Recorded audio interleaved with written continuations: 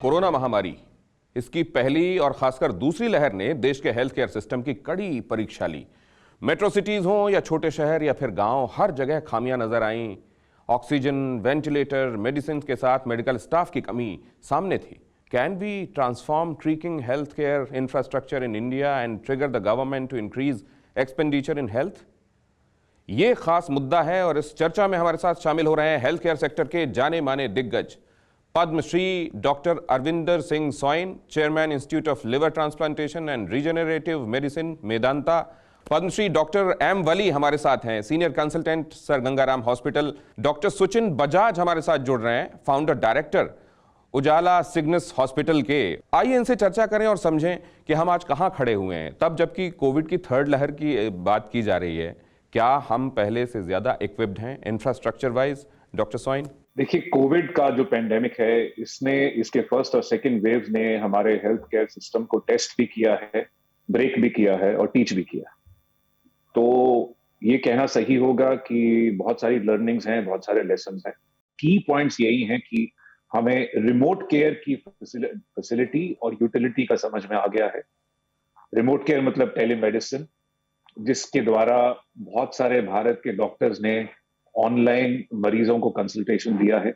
जो कोविड से पीड़ित घर में थे, उन्होंने ऑनलाइन कंसल्टेशन करके वो रिकवर किए हैं। 85% ऐसे लोग हैं जिनको जब कोविड हुआ तो उन्होंने ऑनलाइन कंसल्टेशन किया है। तो एक ये बहुत बड़ा पॉजिटिव स्टेप है, लर्निंग है। दूसरी चीज ये है कि अब हमें ये समझ में आ गया है कि सारी चीजें चाइना से नहीं आ सकती हैं, तो ऑल्टरनेटिव सप्लाई चेन्स हमें डेवलप करनी पड़ेंगी, चाहे वो इंडिजिनस हो, आत्मनिर्भर भारत में हो या बाहर से हो, लेकिन चाइना की सप्लाई चेन्स का ऑल्टरनेटिव ढूंढना पड़ेगा। डॉक्टर वली, मैं आपके पास आ रहा हूं ये समझने के लिए कि ये जो पहली और दूसरी वेव्स में कई जगहों पर डॉक्टर्स और मेडिकल स्टाफ की जो कमी देखने को मिली, अब जो कोशिश हो रही है गवर्नमेंट की तरफ से, क्या वो काफी होगी? हमारा बजट कम है स्वास्थ्य सेवाओं पे, हमारा अनुसंधान तो बहुत कम है और उसके लिए कोई एनकरेजमेंट नहीं है। उसका मैं एक बुनियादी कारण बताऊं आपको कि हमारे यहाँ जो डॉक्टर पेशेंट रेशो है वो बहुत खराब है और सब सहारन अफ्रीकन कंट्रीज जैसा है। और उसके साथ अगर हमारे डॉक्टर्स रिजल्ट्स दे रहे हैं तो इसमें मैं सिस्टम को तो दोष नहीं दूंगा, बल्कि सिस्टम हमने डेवलप नहीं होने दिया।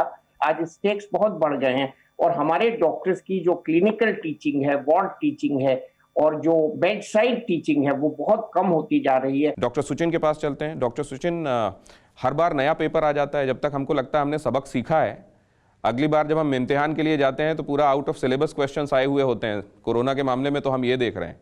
कोई सबक सीखा है क्या हमने और वो काम आएगा आगे? नेक्स्ट वेव के लिए हमें यही सीखना होगा कि टू एक्सपेक्ट द अनएक्सपेक्टेड। हम ये ना बोले कि थर्ड वेव में जाकर ओहो ये तो हमें समझ ही नहीं थी कि शायद ये भी गड़बड़ हो सकती है। और इसमें मुझे लगता है कि सबसे ज्यादा इंपॉर्टेंट जो हमें अपनी सप्लाई चेन सिक्योर करनी होगी वो होंगी ह्यूमन रिसोर्सेज सप्लाई चेन्स। जो मेडिकल और पैरामेडिकल स्टाफ हैं, दे आर गेटिंग टायर्ड। वो 1.5 साल से लड़ रहे हैं इस पैंडेमिक से and I am sure they are not looking forward to a third. बहुत शुक्रिया डॉक्टर सुचिन, बहुत शुक्रिया डॉक्टर सोइन आपका, डॉक्टर वली आपका।